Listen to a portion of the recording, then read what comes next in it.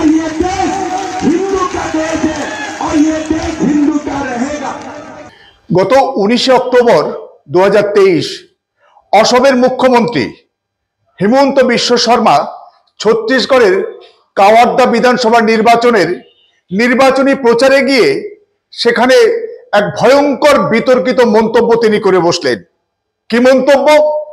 যে এই দেশ অর্থাৎ আমাদের দেশ ভারতবর্ষ নাকি ভারতবর্ষ হিন্দু রাষ্ট্র ছিল এবং হিন্দু রাষ্ট্র থাকবে, এবং তিনি কংগ্রেসের কাছ থেকে ধর্মনিরপেক্ষতার কোনো পাঠ নিতে চান না বা ধর্মনিরপেক্ষতার ভাষা শিখতে চান না।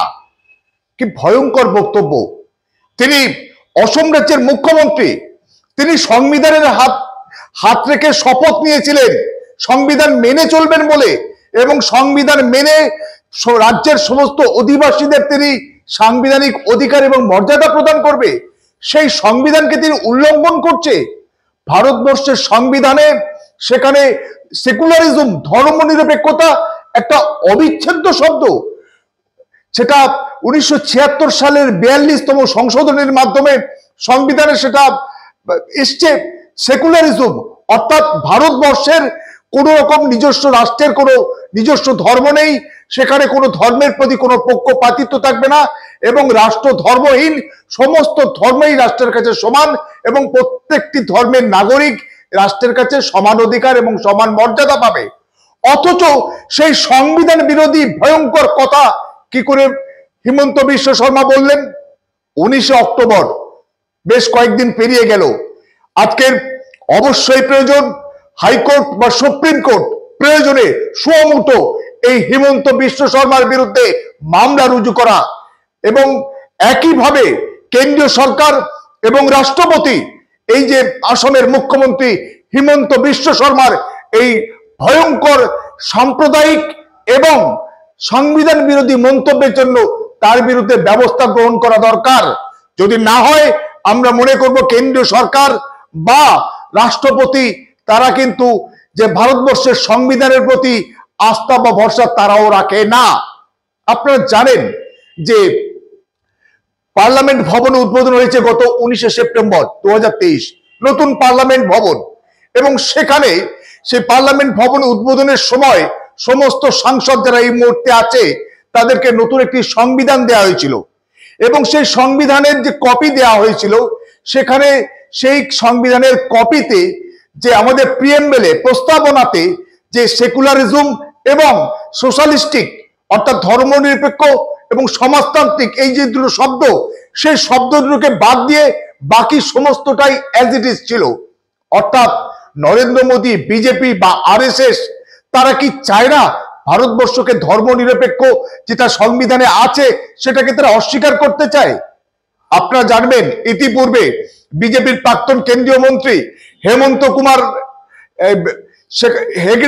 কুমার হেগড়ে তিনি কিন্তু কর্ণাটকে দাঁড়িয়ে প্রকাশ্যে দাবি করেছিলেন যে আমরা সংবিধান মানি না, সংবিধানকে বদলে দেওয়ার জন্য আমরা ক্ষমতায় এসেছি। অর্থাৎ এই যে শক্তি, এরা আসলে রাষ্ট্রবিরোধী শক্তি, দেশদ্রোহী শক্তি। তারা দেশের সংবিধান মানে না, দেশের নিয়ম কানুন কিছুই মানে না, তাই তারা সংবিধান বিরোধী, রাষ্ট্রবিরোধী, রাষ্ট্রের মানুষের স্বার্থ বিরোধী সমস্ত কথাবার্তা বলে এবং কাজকর্ম করে। আর হিন্দুদের দেশ ছিল, হিন্দুদের দেশ থাকবে, এ কি ধরনের কথাবার্তা? কারণ এই যে 1925 সালে আরএসএস বিজেপি তৈরি হয়েছিল, তখন তারা সেই মুহূর্তে ঘোষণা করেছিল আগামী 100 বছর অর্থাৎ আগামী 2025-এর মধ্যে তারা ভারতবর্ষকে হিন্দু রাষ্ট্র করবে। অথচ হিমন্ত বিশ্ব শর্মা সে বলছে যে ভারতবর্ষ হিন্দু রাষ্ট্র ছিল, হিন্দু রাষ্ট্র থাকবে। এ কি অসভ্যতামি! এই অসভ্যতামি সমস্ত শুভবুদ্ধি সম্পন্ন ভারতবাসী এটা মেনে নিতে পারে না। কারণ নানা ভাষা, নানা মত, নানা পরিধান, বিবিধের মাঝে দেখো মিলন মহান, এটাই ভারতবর্ষের মূল সুর। বৈচিত্র্যের মধ্যে ঐক্য, সেটাকে এই বিজেপি, এই আরএসএস প্রতি মুহূর্তে অস্বীকার করে চলছে। তারা বিভেদ এবং সাম্প্রদায়িকতা এবং মেরুকরণ এবং বিভাজনই তাদের ক্ষমতা দখলের একমাত্র লক্ষ্য। এই হিমন্ত বিশ্ব শর্মা আপনারা জানেন 2001 থেকে 2015 পর্যন্ত কংগ্রেসের বিধায়ক ছিল। গত 23শে আগস্ট 2015 সালে তিনি জার্সি বদলে তিনি ভারতীয় জনতা পার্টিতে ঢুকে গেছেন। অর্থাৎ কংগ্রেস তাকে রাজনৈতিক পরিচয় দিয়েছে, কংগ্রেসের সংস্কৃতি তাকে রাজনৈতিকভাবে লালন পালন করে বড় করে তুলেছে। সেখানে তিনি কংগ্রেসের থেকে শেষ দিকে তিনি সারদা কেলেঙ্কারিতে ভয়ঙ্করভাবে জড়িয়ে পড়ে এবং কংগ্রেস তাকে টিকিট দেবে না এই ভয়ে 2016 বিধানসভার আগে আগে তিনি ওই বিজেপি নামক ওয়াশিং মেশিনে ঢুকে গেলেন এবং সেখানে তিনি সারদা থেকে তার সবকিছু মাফ হয়ে গেল। প্রথমে তিনি মন্ত্রী হলেন 2016 থেকে 2021 থেকে তিনি একেবারে আসাম রাজ্যের মুখ্যমন্ত্রী হয়ে গেলেন এবং বিজেপি জার্সি গায়ে নিয়ে তিনি ভয়ঙ্কর সাম্প্রদায়িক ব্যক্তিত্ব হয়ে উঠলেন এবং কংগ্রেসের কাছ থেকে তিনি আর ধর্মনিরপেক্ষতার পাঠ শিখতে চান না, অর্থাৎ ধর্মনিরপেক্ষ ভারতবর্ষ তিনি চান না। এই এক ভয়ঙ্কর উজবুক এক রাজ্যের মুখ্যমন্ত্রী। আসলে অপ্রিয় হলেও তো সত্য, হিন্দু বলে কি কোনো ধর্ম, যে তথাকথিত ধর্মগ্রন্থগুলো বলা হয় বেদ উপনিষদ পুরাণে, কোথাও কি আছে হিন্দু ধর্ম?